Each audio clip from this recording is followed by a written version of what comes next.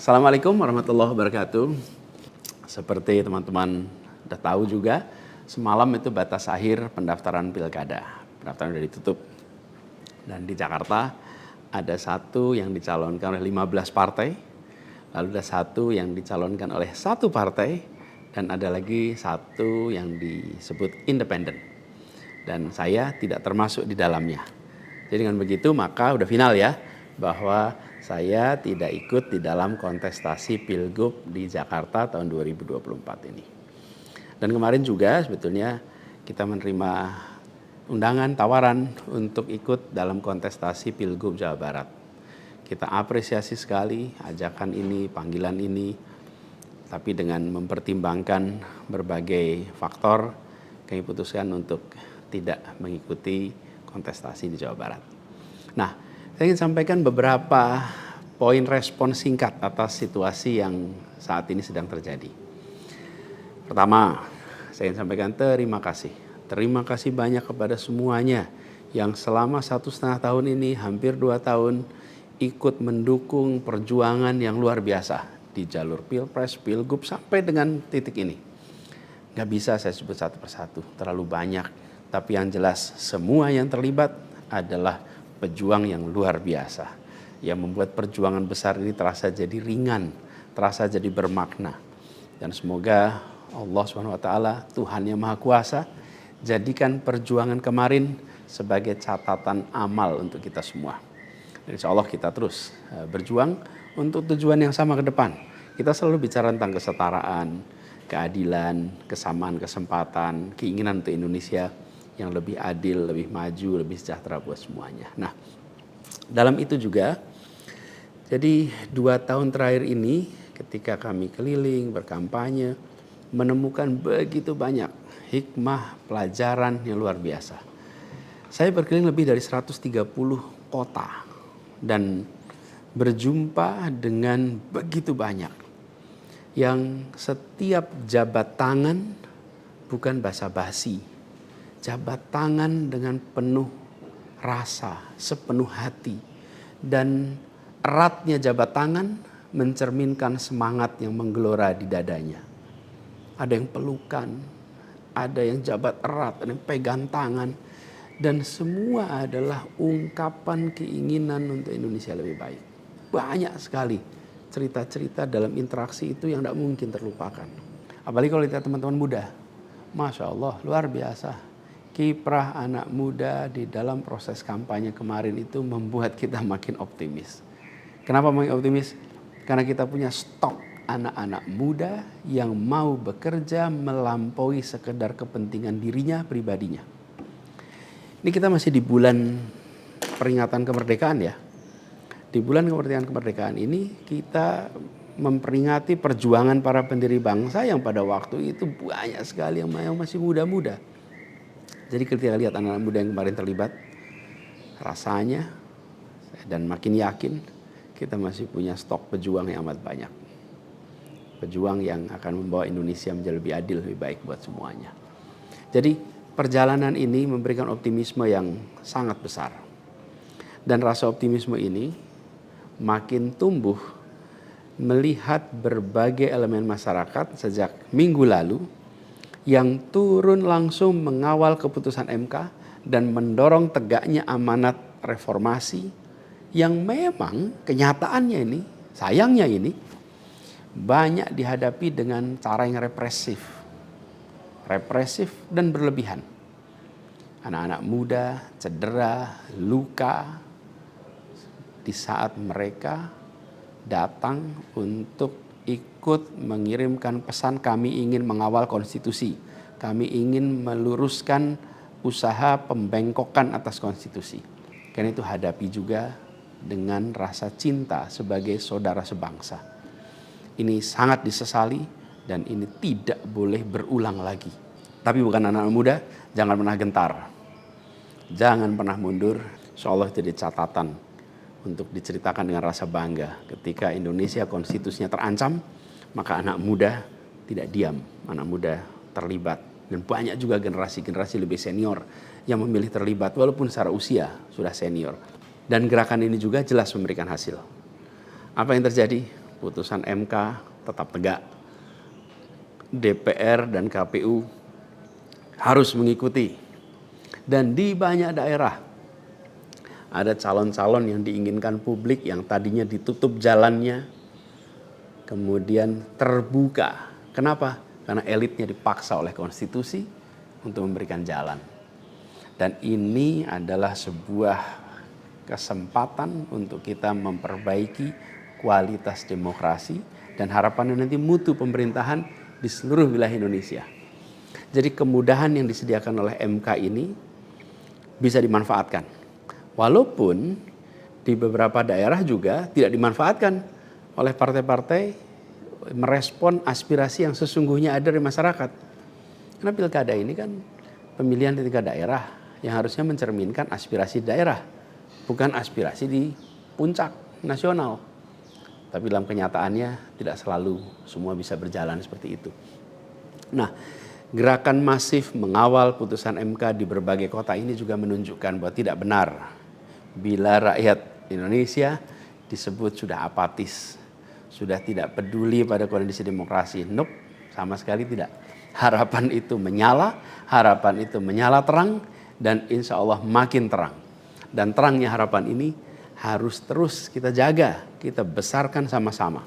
Nah, hal lain yang ingin saya sampaikan, bahwa takdir Allah, Tuhan Yang Maha Kuasa, sudah tertulis bahwa saya tidak mengikuti kontestasi kali ini. Dan sejujurnya ada selalu rasa lega setiap kali melewati sebuah persimpangan jalan. Ketika amanat itu diberikan, artinya Allah SWT meyakini bahwa ini yang terbaik. Dan ketika amanat itu tidak berikan, saya yakin Allah SWT sedang melindungi pada kita. Jadi itu juga yang saya jalani selama ini. Begitu kita menyaksikan situasinya, hasilnya, maka saya yakin insya Allah ada hikmah-hikmah besar yang akan muncul nanti. Mungkin ada yang tanya, Pak Anies, ada nggak penyesalan tidak mengikuti pilkada ini? Kalau saya ditanya ada penyesalan, tidak ada. Ada penyesalan itu. Apa yang saya sesali?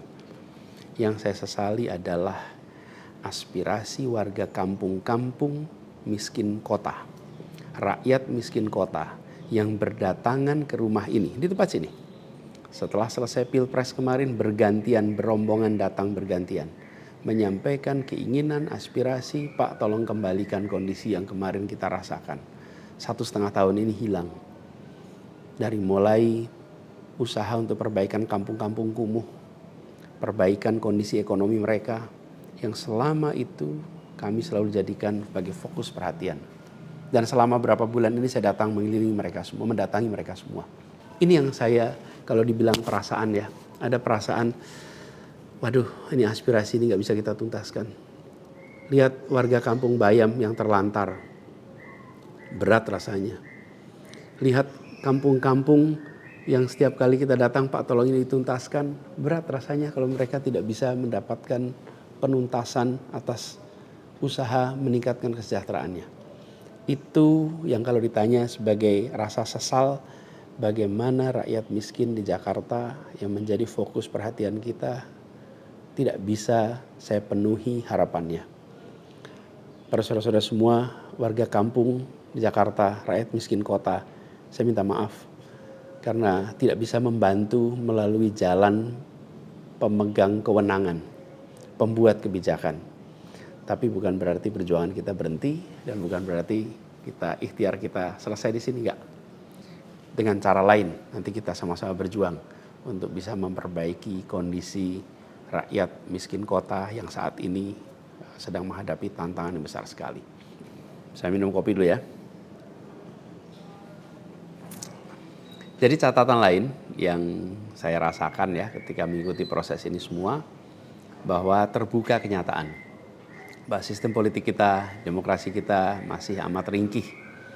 Dan kita punya PR untuk mengajak seluruh rakyat memiliki kesadaran yang lebih baik tentang proses politik, tentang proses demokrasi agar demokrasi kita itu bisa berjalan dengan benar, berjalan dengan baik, dan hasilnya adalah untuk dirasakan seluruh rakyat.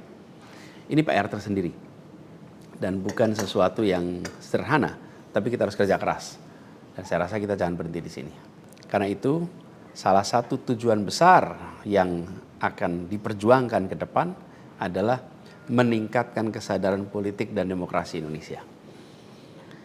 Membantu mendorong supaya inisiatif-inisiatif, gerakan-gerakan sosial masyarakatan itu bisa tumbuh berkembang khususnya di kalangan anak-anak muda. Seperti yang selama ini sudah dikerjakan, seperti misalnya humanis, ubah bareng, turun tangan, dan lain-lain. Nah, ada hal lain yang saya ingin share di sini. Kalau dalam interaksi, termasuk juga di sosial media, banyak sekali yang memberikan usul, saran, lebih baik Anies berkarir di luar negeri aja. Ada yang usul saya ke lembaga-lembaga internasional, ada yang berusul saya untuk mengajar di kampus-kampus di luar negeri. Saya jawab tidak, insya Allah tidak. Saya mencintai Indonesia secara tanpa syarat. Di sini saya dilahirkan, di sini saya dibesarkan, dan di sini saya akan berjuang. Kecintaan pada Indonesia membuat saya tidak akan bisa meninggalkan tanah ini. Saya akan tetap berada di Indonesia. Saya akan tetap berkarya di Indonesia. Saya akan tetap berjuang di Indonesia bersama dengan saudara-saudara sebangsa untuk membuat Indonesia lebih adil, lebih sejahtera bagi semuanya. Saya tidak akan meninggalkan Indonesia dan bekerja di tempat lain hanya karena situasi yang saya hadapi. Insya Allah ini akan terus menjadi pegangan saya ke depan. Tentu saya akan berkiprah di banyak tempat, tapi basis tetap di sini dan bekerja bersama dengan saudara-saudara sebangsa. Kemudian ada yang usul supaya saya masuk partai atau bikin partai politik. Nah gini, kalau masuk partai, pertanyaannya, partai mana yang sekarang tidak tersandra oleh kekuasaan? Nah, jangankan dimasuki, mencalonkan saja terancam. Agak berisiko juga bagi yang mengusulkan. Jadi ini adalah sebuah kenyataan nih. Jadi kita lihat aja ke depannya. Apakah lalu akan buat partai politik baru? Gini, bila untuk mengumpulkan semua semangat perubahan yang sekarang makin hari makin terasa besar, dan itu menjadi sebuah kekuatan, diperlukan menjadi gerakan, maka membangun ormas atau membangun partai baru, mungkin itu jalan yang akan kami tempuh. Kita lihat sama-sama ke depan. Semoga tidak terlalu lama lagi kita bisa mewujudkan langkah-langkah konkret untuk bisa mewadahi gerakan yang sekarang ini makin hari makin membesar. Menginginkan Indonesia yang lebih setara, demokrasi yang lebih sehat, politik yang lebih mengedepankan policy gagasan. Ini respon saya atas situasi yang sedang terjadi saat ini. Saya ingin sampaikan pada semua di akhir ini kutipan yang pernah saya sampaikan pekan lalu. Kutipan dari René de Klerk yang dimasukkan oleh Bung Hatta ke dalam pledoinya di tahun 1928 di Den Haag. 96 tahun yang lalu Bung Hatta menggunakan kalimat ini. Saya ingin ulang kalimat itu. Bunyinya begini. Hanya ada satu negeri yang menjadi negeriku. Ia tumbuh dengan perbuatan, dan perbuatan itu adalah perbuatanku. Insya Allah segala perbuatan yang saya lakukan ke depan masih terus tetap dan akan selalu ditujukan untuk negeri yang saya cintai ini, Indonesia.